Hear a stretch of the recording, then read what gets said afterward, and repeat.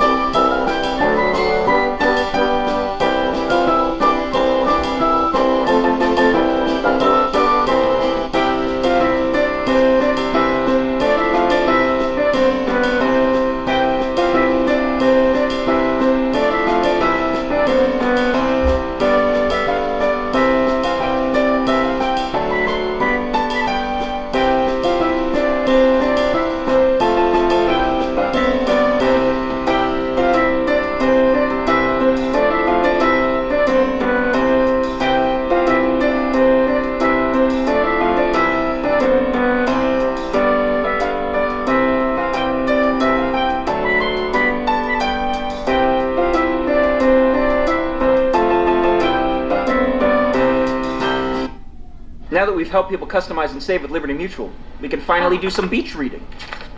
We're breaking all the rules, anything we choose. Verify, living proof, I got something new.